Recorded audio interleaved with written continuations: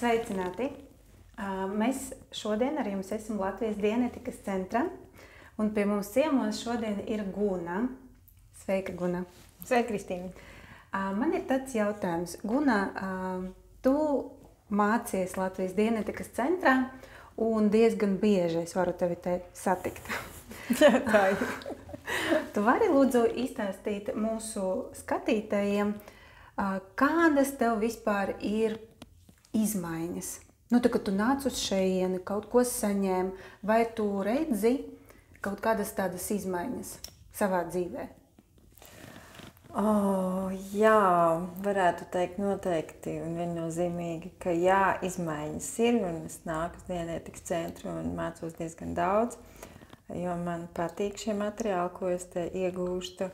Un par izmaiņām runājot, protams, kad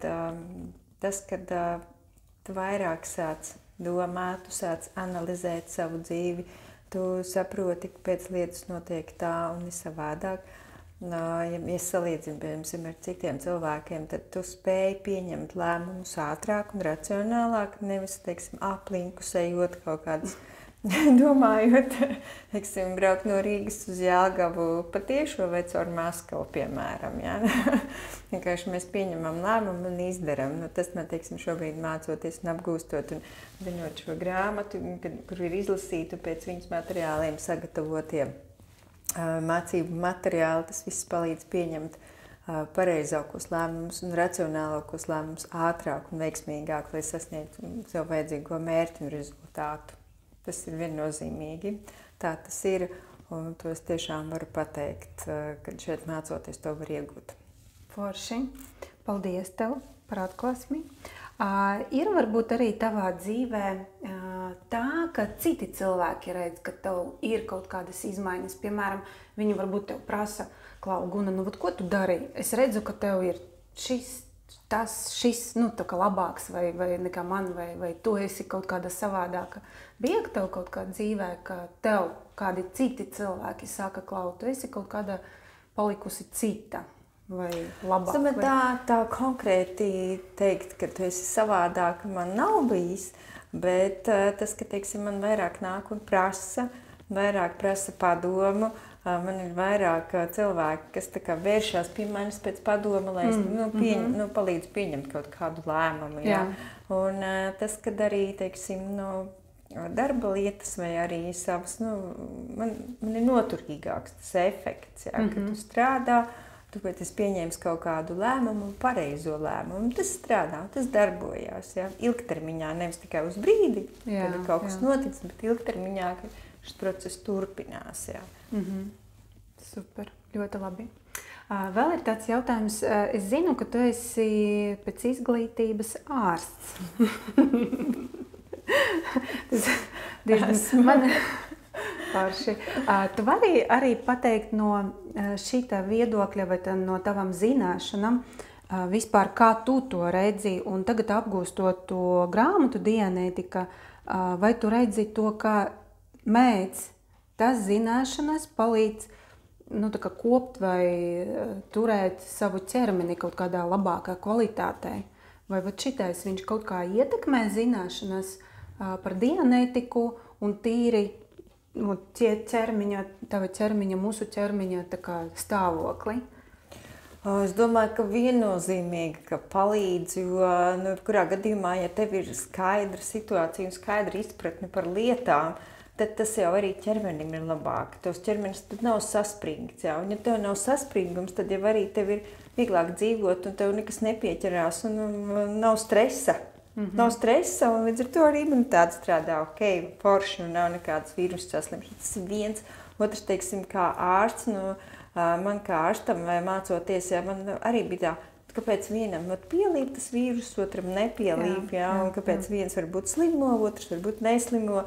Teiksim, mācoties un višķi pastrādājot un darbojoties ar pacientiem, tu tā sāc pavērtēt, jā. Teiksim, šajā grāmatā, kas iedod to informāciju un arī pēc tam uz sevis. Ja tu esi mierīgs un tev ir viss skaidrs un, kā teikt, tava domāšana ir racionāla, bez kaut kādiem aplinkiem, un tu pieņem pareizos lēmumus un tev viss ir sakārtos, tad arī tā slimība nepieķeras, vai nav stresa.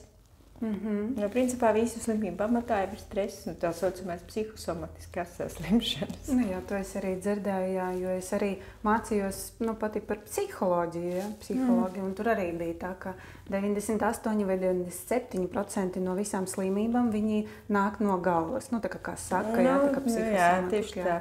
Bet arī tas, ka, teiksim, tā grāmata, ka viņa tev iedod arī tos datus, cik svarīgi tomēr ir tās preventīvās darbības, lai tu uzturētu to ķermeni kārtībā. Ja? Viens ir, ka tev varbūt nav tās problēmas, ja? Ka tu esi mierīgs un bez stresa un pieņem šos lēmumus, bet otrs arī tā preventīvā darbība, ka tu tomēr tāds aizdomāties, kā vajadzētu padarboties, ja? Lai nav, teiksim, kaut kādas lietas, kas tev iedod datus, kas strādā kā pareizi, darboties kā pareizi, dzīvot kā pareizi, teiksim, uzturēt sevi formā. Jā. Bet, cik es saprotu, tu pati arī pielietojusi metodas, ja? No tas grāmatas. Jā, protams, ir pielietots, un, protams, ka tu kļūsti brīvāks un kļūsti atvērtāks un saprotošāks, gan savā ziņā, gan arī tas otrs cilvēks ir saprotošāks. Tu saproti, kāpēc lietas notiek tā un savādāk. Wow! Un pēdējais jautājums šodien, varbūt šī video, varbūt ne šodien, šī video. Guna, kādi tev ir plāni?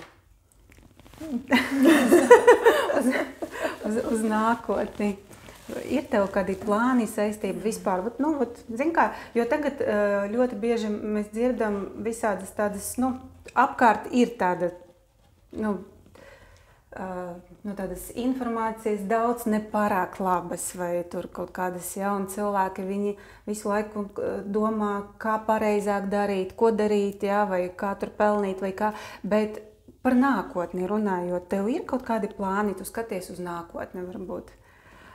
Protams, ka mēs katrs skatāmies uz kaut kādu nākotni, kas attiecās uz mani, tad es šobrīd... es zinu, ka ir dažādas situācijas, ir dažādas lietas, bet es dzīvoju un strādāju tā, lai man būtu labi un lai man būtu tā nākotne prognozējama. Es daru visu, lai man nebūtu tādu šķēršļu, kas man kaut kādā veidā novirzītu no tiem maniem nākotnes mērķiem. Jā. Jo viss jau ir atkarīgs no mums un no tā, cik racionālus lēmumus mēs pieņemam.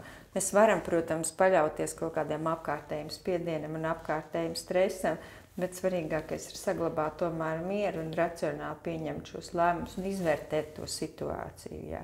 Ja mums ir dotas iespējas šeit mierīgi dzīvot un strādāt, tad mēs vienkārši sastādām sev darbu sarakstu vai režīmu, kādā mēs dzīvosim. Ja mums ir, teiksim, paaugstinājusies inflācija, mēs domājam, kā mēs risinam šo problēmu. Jā. Ka mēs tomēr nevis stresojam, bet mēģinam rast risinājumu. Tas ir pamatā, nevis ieslēgt paniku un domāt ārprāts, bet racionāli apsvērt. Bet tas jau atkal bišķiņ savādāks tas domāšanas virziens, vai ne?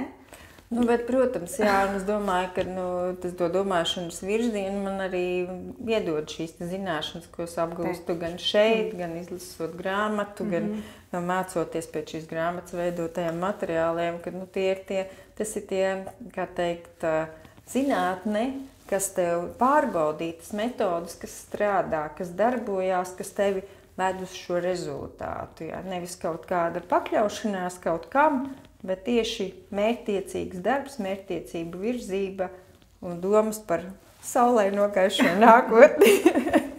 Paldies, tev, Guna, ļoti patīkami. Man šķiet, ka šodien Guna mums ļoti, un arī pacēla mums to sajūtu par to, ka viss būs labi, vai ne? Protams, ka viss būs labi. Paldies, tev, mīļš. Es arī tev novēlu, lai tev viss sanāk, kā tu plāno, kā tu gribi. Paldies. Lai tev ātrākajā laikā viss notiek. Paldies, ka tu šodien atnāc pie mums ciemos. No savas puses gribu palūgt jūs spiediet laikus šim video, vai ne? Ja jūs gribat uzdot Gunai kādu jautājumu, jūs varat rakstīt komentārus, un mēs aicinam jūs uz Latvijas dienetikas centru. Mēs atrodamies Krišāna Valdemāra iela 20 telpa 2. Pērciet grāmatu, lasiet, un jūs viennozīmīgi atradīsiet sev kaut ko ļoti interesantu un to, ko var pielietot, vai ne? Tieši tā. Es atbildēšu uz jautājumu. Paldies un uz tikšanos!